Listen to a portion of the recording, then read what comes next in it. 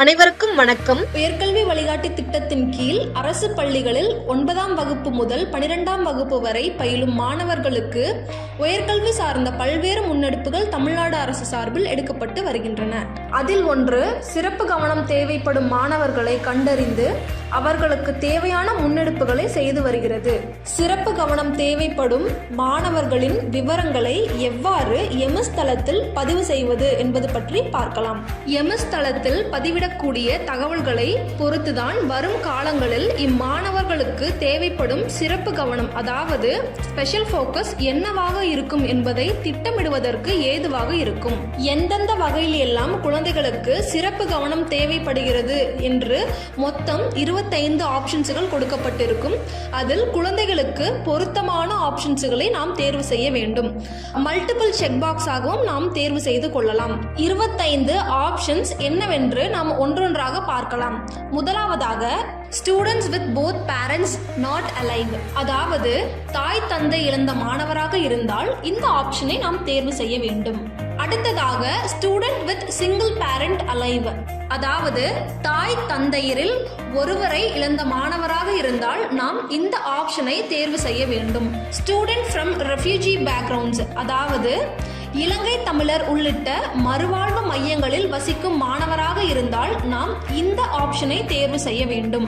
Student in conflict with லா, அதாவது மாணவர் மீது ஏதேனும் குற்ற வழக்குகள் நிலுவையில் உள்ளதா என்பதை குறிப்பிட வேண்டும். மாறாக, children of parents who are prisoners, அதாவது மாணவரின் தாய் அல்லது தந்தை ஆகிய இருவரில் ஒருவர் விசாரணைக்காகவோ அல்லது தண்டனை பெற்று சிறையில் உள்ளவரா என்பதை குறிப்பிட வேண்டும். அடுத்ததாக, student from nomadic or gypsy communities, உதாரணத்திற்கு தமிழ்நாட்டில் வசிக்கக்கூடிய நரிக்குறவர் போன்ற சமுதாயத்தை சார்ந்தவர்கள் தங்களது வாழ்வாதாரத்திற்காக இடம்பெயரும் வழக்கம் உண்டு. அந்த வகையில் இந்த மாணவர்களும் தங்களது வாழ்வாதாரத்திற்காக இடம்பெயரும் சமுதாயத்தை சார்ந்தவராக இருந்தால் இந்த ஆப்ஷனை தேர்வு செய்ய வேண்டும். அடுத்ததாக, ஸ்டூடெண்ட் வித் ஸ்பெஷல் நீட்ஸ், அதாவது சிறப்பு கவனம் தேவைப்படும் மாற்றுத்திறனாளி மாணவராக இருந்தால் நாம் இந்த ஆப்ஷனை தேர்வு செய்ய வேண்டும். மாறாக, student who have parents or dependents with special needs, மாணவரின் பெற்றோர், அதாவது தாய் அல்லது தந்தை இருவரில் யாரேனும் ஒருவர் அல்லது இருவரும் மாற்றுத்திறன் கொண்டவராக இருந்தால் நாம் இந்த ஆப்ஷனை தேர்வு செய்ய வேண்டும். ஸ்டூடெண்ட் ஃப்ரம் அர்பன் டெனமெண்ட்ஸ், அதாவது தாங்கள் வசிக்கும் பகுதிகளில் இருந்து குடிசை மாற்று வாரியம் வாயிலாக நகர்ப்புற வாழ்விட குடியிருப்புகளில் குடியமர்த்தப்பட்ட மாணவராக இருந்தால் நாம் இந்த ஆப்ஷனை தேர்வு செய்ய வேண்டும்.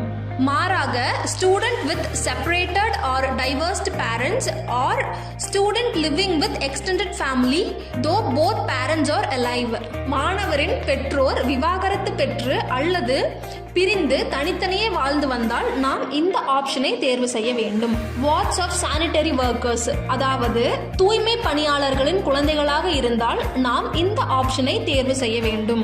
Student who are dependents of terminally ill parents and siblings, மாணவரின் பெற்றோர் தீராத நோயால் உடல் நலிவுற்று சிகிச்சை பெற்று வந்தால் நாம் இந்த ஆப்ஷனை தேர்வு செய்ய வேண்டும்.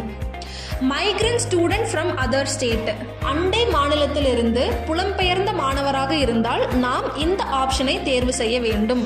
ஸ்டூடெண்ட்ஸ் வித் ஜெண்டர் நான் கன்ஃபார்மிட்டி இஷ்யூஸ், மாணவர் திருநங்கைகள் திருநம்பிகள் உள்ளிட்ட திருநர் சமுதாயத்தை சார்ந்தவராக இருந்தால் நாம் இந்த ஆப்ஷனை தேர்வு செய்ய வேண்டும். Student from SC or SCA community, அதாவது மாணவர் ஆதி திராவிடர் அல்லது அருந்ததியினர் வகுப்பை சார்ந்தவராக இருந்தால் நாம் இந்த ஆப்ஷனை தேர்வு செய்ய வேண்டும். ஸ்டூடெண்ட் ஃப்ரம் எஸ்டி கம்யூனிட்டி, அதாவது மாணவர் பழங்குடியினர் வகுப்பை சார்ந்தவராக இருந்தால் நாம் இந்த ஆப்ஷனை தேர்வு செய்ய வேண்டும். மாறாக, ஃபர்ஸ்ட் ஜெனரேஷன் கிராஜுவேட், அதாவது மாணவர் முதல் தலைமுறை பட்டதாரியாக இருந்தால் நாம் இந்த ஆப்ஷனை தேர்வு செய்ய வேண்டும். ஸ்டூடெண்ட் இன்வால்வ்ட் இன் கோ கரிக்குலர் ஆக்டிவிட்டீஸ், அதாவது மாணவர் திறன் சார்ந்து மற்ற இணை செயல்பாடுகளில் பங்கேற்பவரா, உதாரணத்திற்கு மாணவர் கலை திருவிழா விளையாட்டு போட்டிகளில் பங்கேற்று உள்ளார் என்றால் நாம் இந்த ஆப்ஷனை தேர்வு செய்ய வேண்டும். Student with parents from fishing background or fishing occupation. உதாரணத்திற்கு மாணவரின் பெற்றோர் மீன்பிடி தொழில் அல்லது மீனவர் சமுதாயத்தை சார்ந்தவராக இருந்தால் நாம் இந்த ஆப்ஷனை தேர்வு செய்ய வேண்டும். Children in need of care and protection, அதாவது பராமரிப்பு மற்றும் பாதுகாப்பு தேவைப்படும் மாணவராக இருந்தால் நாம் இந்த ஆப்ஷனை தேர்வு செய்ய வேண்டும். உதாரணத்திற்கு மாணவர் சமூக நலத்துறை சார்பாக உருவாக்கப்பட்டிருக்கும் இல்லங்களில் தங்கி படித்து வருகிறார் என்றால் நாம் இந்த ஆப்ஷனை தேர்வு செய்ய வேண்டும். Student who is a survivor of abuse and violence, அதாவது வன்முறை அல்லது துன்புறுத்தல்களுக்கு ஆளான குழந்தைகளாக இருந்தால் நாம் இந்த ஆப்ஷனை தேர்வு செய்ய வேண்டும். உதாரணத்திற்கு மாணவர்களுக்கு தொடர்ச்சியான வன்புணர்வு உள்ளிட்ட பிரச்சனைகளை எதிர்கொண்டிருந்தால் நாம் இந்த ஆப்ஷனை தேர்வு செய்ய வேண்டும். Student with history of substance abuse, அதாவது மாணவர் போதைப் பொருள் பழக்கத்திற்கு தொடர்புடையவராக இருந்தால் நாம் இந்த ஆப்ஷனை தேர்வு செய்ய வேண்டும். Student from areas needing more support, அதாவது அடிப்படை வசதிகள் இல்லாமை உள்ளிட்ட பிரச்சனைகளை சந்தித்து வரும் மாணவராக இருந்தால் நாம் இந்த ஆப்ஷனை தேர்வு செய்ய வேண்டும். Student whose parents are force artist, அதாவது மாணவர் நாட்டுப்புற கலை, இலக்கிய, பண்பாடு, நடனம் ஆடுபவரின் குடும்பத்தை சார்ந்தவராக இருந்தால் நாம் இந்த ஆப்ஷனை தேர்வு செய்ய வேண்டும். சிறப்பு கவனம் தேவைப்படும் மாணவர்களின் விவரங்களை எவ்வாறு எம்எஸ் தளத்தில் பதிவு செய்வது என்பது பற்றி பார்க்கலாம். முதலாவதாக கூகுளில் ms.tnschools.gov.in என்று டைப் செய்து கொள்ளவும். பிறகு அந்தந்த பள்ளியின் யூசர் நேம் மற்றும் பாஸ்வேர்டை குறிப்பிட்டு லாகின் செய்யவும்.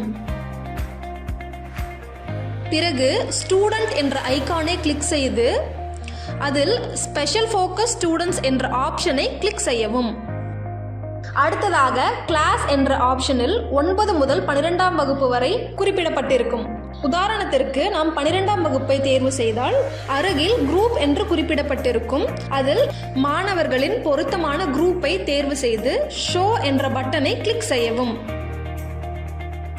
நாம் தேர்ந்தெடுத்த கிளாஸ் மற்றும் குரூப் அடிப்படையில் மாணவர்களின் விவரங்கள் குறிப்பிடப்பட்டிருக்கும். இங்கு மாணவர்களின் MSID, student name and class என்று குறிப்பிடப்பட்டிருக்கும். அதற்கு அருகில் ஆக்ஷன் என்று ஒரு ஆப்ஷன் இருக்கும். ஆக்ஷன் என்ற ஆப்ஷனை கிளிக் செய்ய வேண்டும். ஸ்பெஷல் ஃபோக்கஸ் குரூப் ஐடென்டிஃபிகேஷன் என்னும் கேள்விக்கு நாம் முன்பு குறிப்பிட்டது போலவே பல்வேறு ஆப்ஷன்ஸ் கொடுக்கப்பட்டிருக்கும். அதில் மாணவர்களுக்கு பொருத்தமானதை தேர்வு செய்ய வேண்டும். நாம் மல்டிபிள் ஆப்ஷன்ஸ்களாகவும் தேர்வு செய்து கொள்ளலாம். உதாரணத்திற்கு மாணவரின் பெற்றோர் தூய்மை பணியாளராக இருந்தால் வார்ட் ஆஃப் சானிட்டரி ஒர்க்கர்ஸ் என்ற ஆப்ஷனை தேர்வு செய்ய வேண்டும். அதே மாணவர் முதல் தலைமுறை பட்டதாரியாக இருந்தால் ஃபர்ஸ்ட் ஜெனரேஷன் கிராஜுவேட்ஸ் என்ற ஆப்ஷனை தேர்வு செய்ய வேண்டும். இவ்வாறாக மாணவர்களுக்கு பொருத்தமானவைகளை தேர்வு செய்து கொள்ள வேண்டும். எந்த ஆப்ஷனும் பொருத்தமானதாக இல்லை என்றால் does not belong to any of the above category என்ற ஆப்ஷனை தேர்வு செய்ய வேண்டும். கொடுக்கப்பட்டிருக்கும் 25 ஆப்ஷன்ஸ்களில் சில ஆப்ஷன்ஸை தேர்வு செய்தால் சிலவற்றிற்கு துணை கேள்விகள் கேட்கப்பட்டிருக்கும். அதற்கு நாம் உரிய பதிலை அளிக்க வேண்டும். இவை அனைத்தையும் பூர்த்தி செய்த பிறகு இரண்டாவதாக சப்போர்ட் எக்ஸ்பெக்டட் பை ஸ்டூடெண்ட்ஸ் என்ற கேள்வியின் கீழ் பல்வேறு ஆப்ஷன்ஸ் கொடுக்கப்பட்டிருக்கும். உதாரணமாக access to digital learning resources, laptops, internet etcetera. மாணவருக்கு லேப்டாப், இணையதளம் உள்ளிட்ட வசதிகள் தேவைப்படுகிறதா என்பதை குறிப்பிட வேண்டும். அடுத்ததாக awareness on government schemes for higher education. மாணவருக்கு உயர்கல்வி சார்ந்து வழங்கப்படும் உதவித்தொகைகள் மற்றும் திட்டங்கள் குறித்து விழிப்புணர்வு தேவைப்படுகிறதா என்பதை குறிப்பிட வேண்டும். Career counselling and higher education guidance. உயர்கல்வி சார்ந்து ஏதேனும் வழிகாட்டுதல்களும் ஆலோசனைகளும் வழங்கப்பட வேண்டியுள்ளதா என்பதை குறிப்பிட வேண்டும். அடுத்ததாக transport support for attending coaching or colleges, அதாவது போக்குவரத்து குறித்து ஏதேனும் உதவிகள் தேவைப்படுகிறதா என்பதை குறிப்பிட வேண்டும். இவ்வாறாக நாம் முன்பு குறிப்பிட்டது போலவே இதையும் நாம் மல்டிபிள் ஆப்ஷன்ஸ்களாகவும் தேர்வு செய்து கொள்ளலாம். இவை அனைத்தையும் முடித்த பிறகு சேவ் என்ற ஆப்ஷனை கிளிக் செய்ய வேண்டும். சிறப்பு கவனம் தேவைப்படும் குழந்தைகளை கண்டறிந்து அவர்களின் தேவைகளை பூர்த்தி செய்வதற்கு மாநிலம் மற்றும் மாவட்ட கட்டுப்பாட்டு அறை மூலமாக, அதாவது state control room and district control room வாயிலாக வரும் கல்வி ஆண்டுகளில் பல்வேறு நடவடிக்கைகளை பள்ளிக்கல்வித்துறை மேற்கொள்ள உள்ளது. அனைவருக்கும் நன்றி.